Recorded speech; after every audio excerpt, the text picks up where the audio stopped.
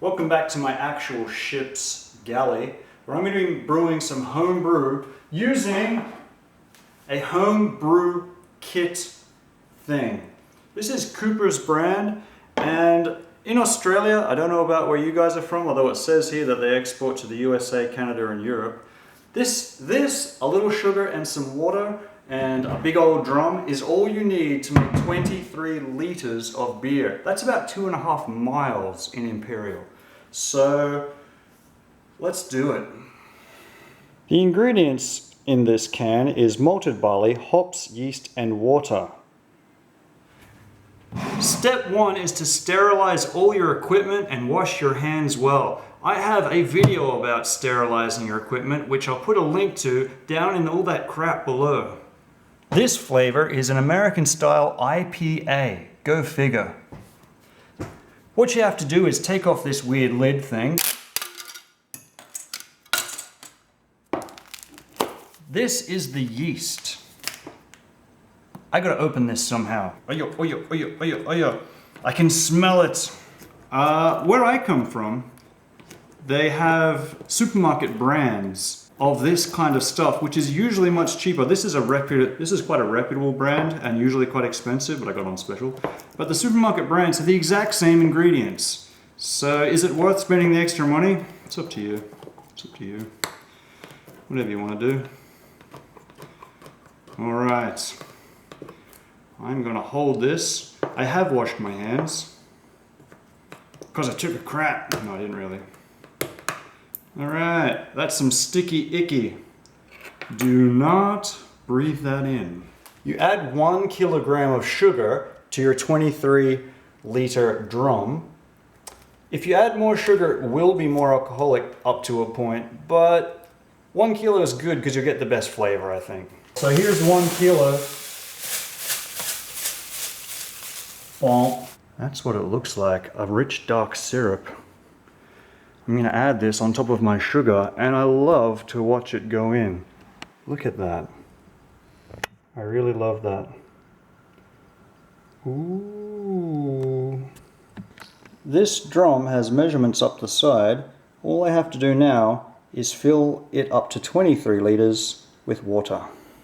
This will drop forever like the pitch drop experiment, but what I like to do is kind of stop it like that. Add some hot water.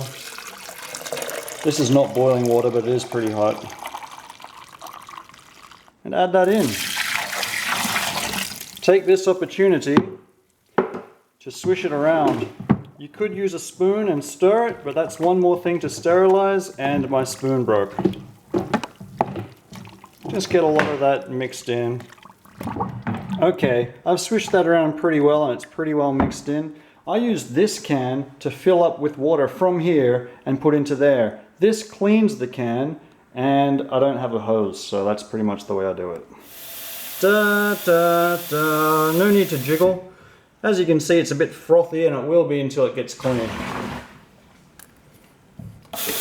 Just like this, everybody. Just like this, ladies and gentlemen, if you're watching at home. Probably not. No, we're not watching. We turned it off hours ago. Keep doing that until 23 liters. This brewing keg has a built-in thermometer on the side. As you can see, it's around 24 or 25 degrees Celsius. That's about 1.5 gallons in metric. I'm up to about 19 liters, and I'm going to add the yeast now so the continued pouring stirs it in. This is a packet of 7 grams yeast. That's about 6 decibels in Imperial. She's a pretty clean can now, fairly clean after all this. Now to put on the lid, which has been sterilized. I just saw some droplets fall in there.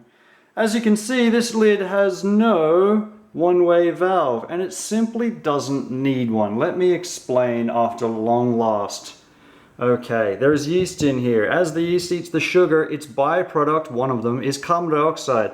Carbon dioxide is a pretty heavy gas. It'll sit here, it'll go up, it'll fill up with carbon dioxide, pushing the other gases out of the rather not terribly tight lid. It'll go up, it'll go up, it'll go to here, and maybe up there. and it'll just keep pouring out, pouring out. Nothing will be going in because it's pouring out. Okay? Sure it is. Okay, hey, that's ready to sit somewhere for a few days. Somewhere cool, and I like to make it dark. Let's do that. Looking down at it bubbling away, this is nighttime on day 3. I'm very close to it now and I can smell it. It smells like beer. Oh, that's maybe a clearer view. Can't see much from the side, but it's doing its thing. Okay, it's ready. 8 days later. It's been quite cold, so it took kind of a long time, longer than it usually does in this area. I know it's ready because it stopped bubbling. If you have a airlock, that'll stop moving. If you want to test with a hydrometer, there's instructions on the can of how to do that. But she's ready to bottle. So, I've sterilized all these bottles. There's another video about that on my channel that you can watch. And I'm ready to put a little sugar in there so that the beer is bubbly when you drink it. You don't want flat beer. This has also been sterilized, this funnel and spoon. I'm using brown sugar. You can use, it's got a bit of white sugar in there. You can use carbonation drops, which is a lot more convenient because you don't have to use a funnel.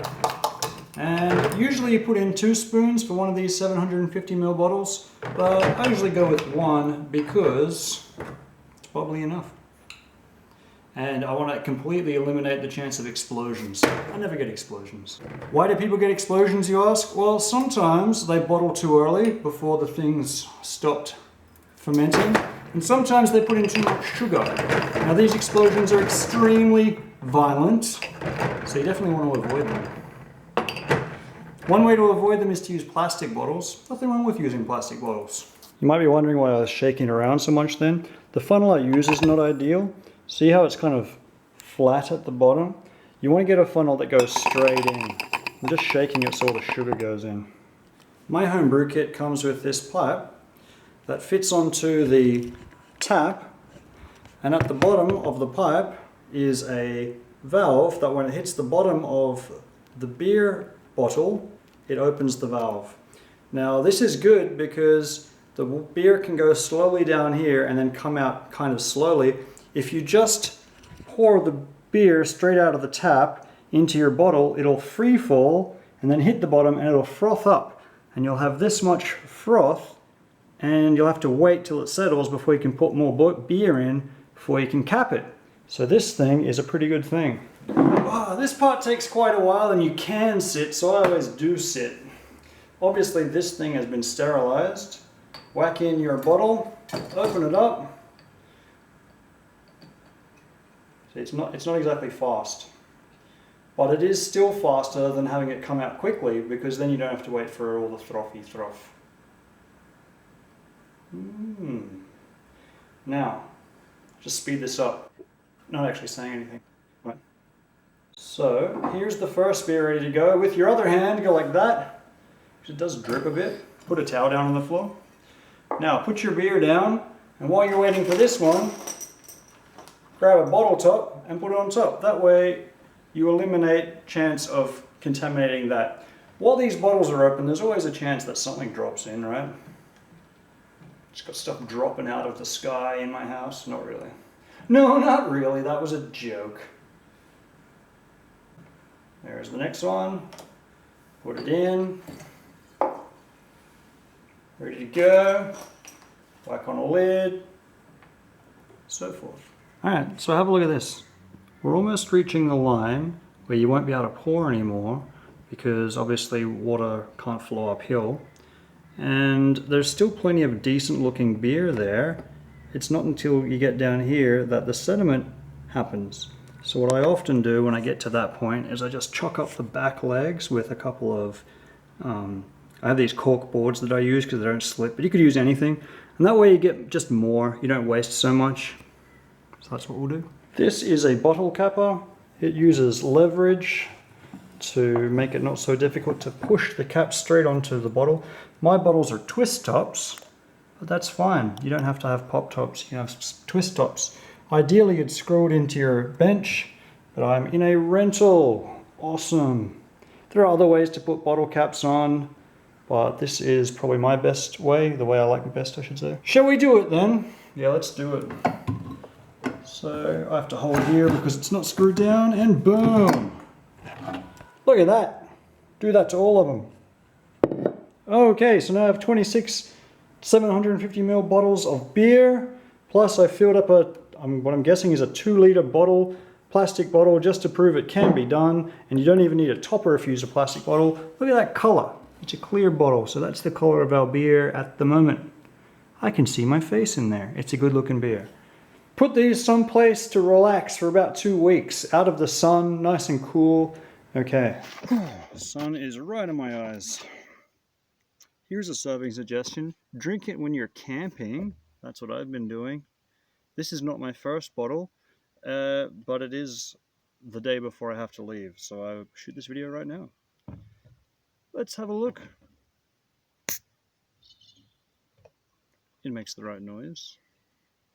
Why is that on that side? They should make right-handed cups. That is right-handed. Oh, God.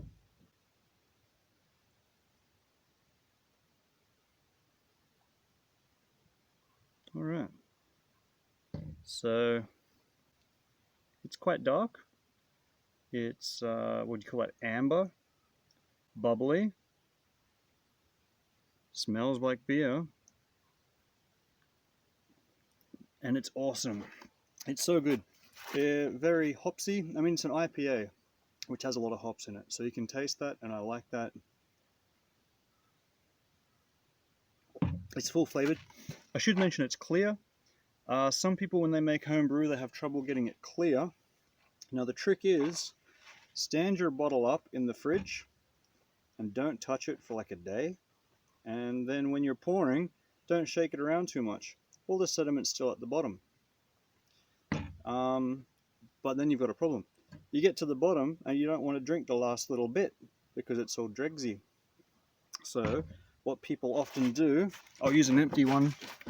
What people often do is they get the bottle, they go roll, roll, roll, roll, roll, roll. That way it's not clear anymore, but at least you don't have dregs all down the bottom. It shakes it up. That looks good, doesn't it? Yeah, that looks real nice. Sweet sunset. Thanks for watching, everybody.